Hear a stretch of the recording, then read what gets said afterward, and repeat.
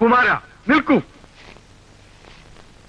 പുത്തൂര മഹാമാന്ത്രികന് ഈ ഒളിച്ചുകളി വേണ്ടായിരുന്നു. നീ എന്തിനോട് വന്നു? ഗരുഡ മന്ത്രങ്ങളും ഹനുമൻ മന്ത്രങ്ങളുമൊക്കെ ഫലിക്കാണ്ടാവുന്ന ഘട്ടങ്ങളുണ്ടെന്ന് ഓർത്തോളൂ. കരുതി ജീവിക്കുക നിനക്ക് നല്ലത്. ഭയപ്പെടുത്തുകയാണോ? നിന്നെ ഭയപ്പെടുത്തുക മാത്രമല്ലടാ നമ്മുടെ ലക്ഷ്യം. നിന്റെ സിദ്ധികളും പുത്തൂർ തറവാടിന്റെ മാന്ത്രിക പാരമ്പര്യവും നാം നശിപ്പിക്കും നിശ്ചയ.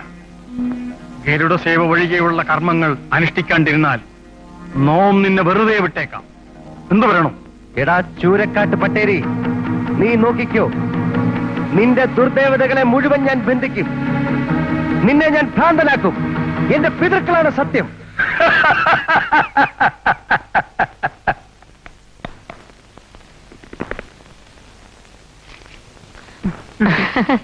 എന്തു പറ്റി പാർവതി ഇങ്ങോട്ടൊന്ന് വരാൻ? എന്തെങ്കിലും കാര്യമുണ്ടാവും.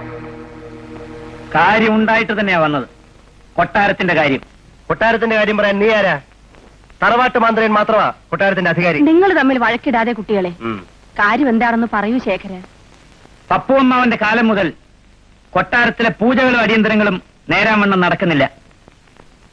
കൊട്ടാര വസ്തുക്കളുടെ ആദായം പുത്തൂർ ശാഖക്കാർക്ക് സമ്പാദിക്കാനുള്ളതല്ല.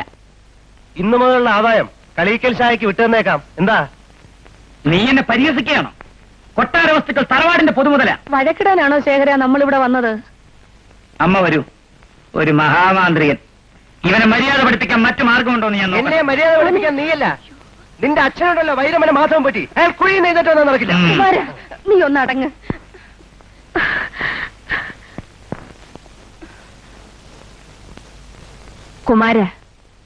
കുമാരശ്ശേരി മരിച്ചു.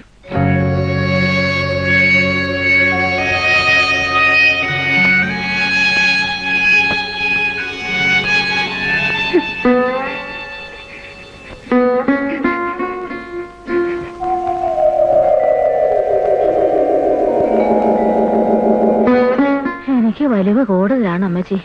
ഇനി ആ അടുക്കളയിൽ നാണിക്കുട്ടി നിൽക്കട്ടെ, കുറച്ച് വലിയ ലക്ഷ്മിക്കുട്ടി നോക്കട്ടെ.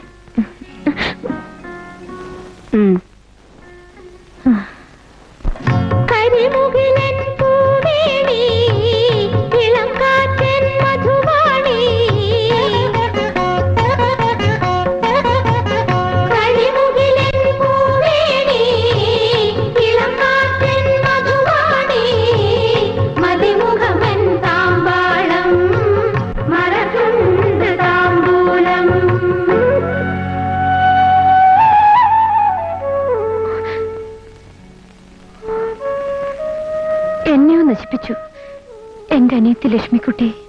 എട്ടും പൊട്ടും തിരിയാത്ത പാവം പെണ്ണ്. അവളെ ചേക്കേക്കല്ല മുന്നേ. ഉച്ചിതമ്പിയാകുന്നൊരു പുരുഷനാണ്. അദ്ദേഹത്തിന് നഷ്ടപ്പെടാൻ ഒന്നുമില്ല. നിനക്കെന്തെങ്കിലും കുഴപ്പമുണ്ടായാൽ നിന്നെ കൊന്ന് ഞാനും ചാവും.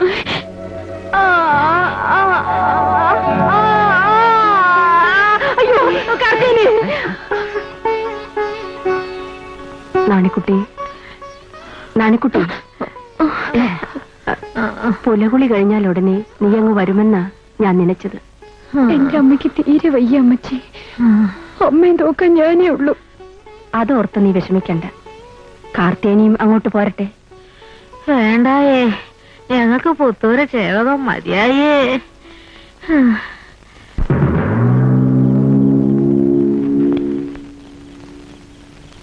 ഓഹോ, കുമാരന്റെ ദൈവാധീന ഉച്ചത്തിലോ? ഗരുഡൻ അവന്റെ പ്രത്യക്ഷമൂർത്തി. ഹനുമാൻ അവനിൽ പ്രസാദിക്കുന്നു. ദേവി അവന് കാവലും.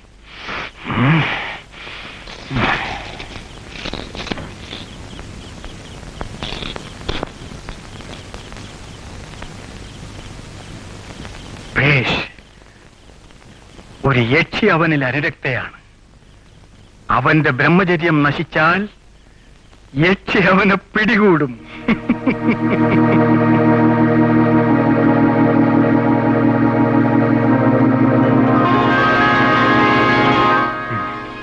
മീനാക്ഷി,